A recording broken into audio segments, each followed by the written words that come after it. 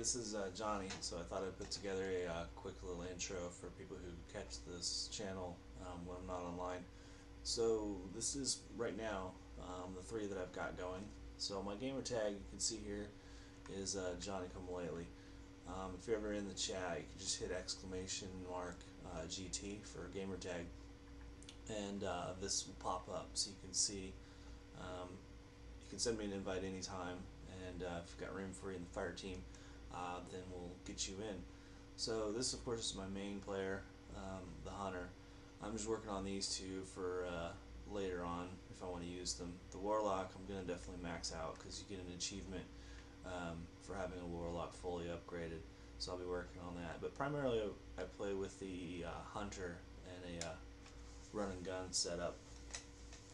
So I stream mostly in the evenings. I don't stream very often in the mornings unless it's the weekend.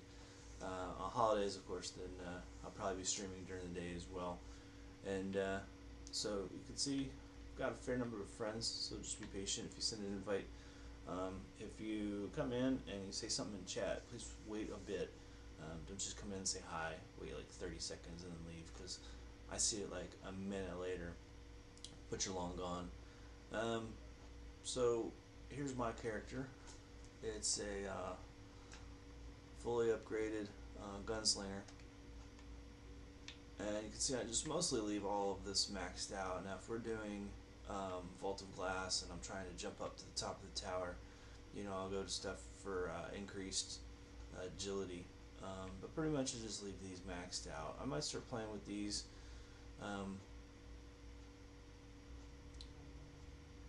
you know, just to see how it changes the gameplay, but for the most part I leave things there. And I use swarm grenades because I like to put that in a choke point. If I see somebody heading one way, I'll throw the swarm grenade behind them, and then I'll shoot them from the front. And invariably what they'll do is they'll jump, and they jump backwards. So of course at that point they've just jumped into my swarm grenade. So that's a technique I use pretty often. But generally I'm running a hand cannon. Word of Crota if it's PvE, player versus event, so like raids, strikes, things like that. However, if we're doing PvP, of course, 25% of all players during the last Iron Banner used the Thorn.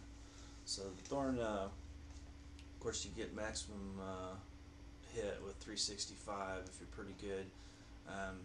You can get a pretty quick kill. You can see there the impact is pretty high compared to most hand cannons.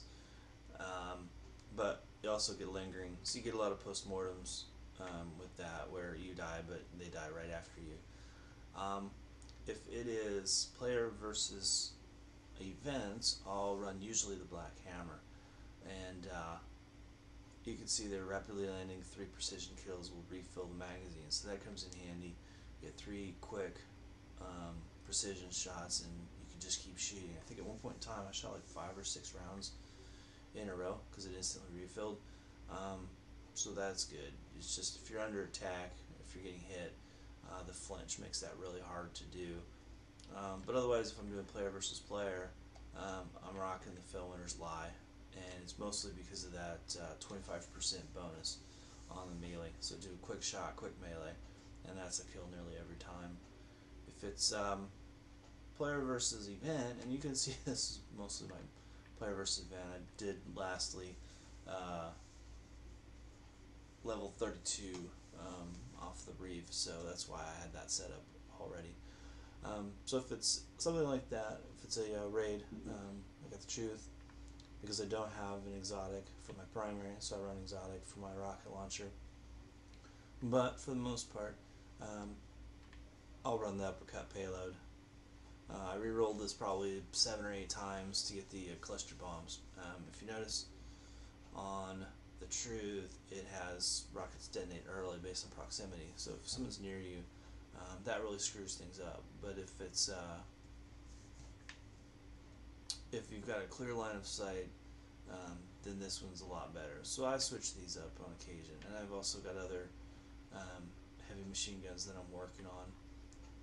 And then for my armor, I usually run all Kell Hunter's armor except for the gauntlets.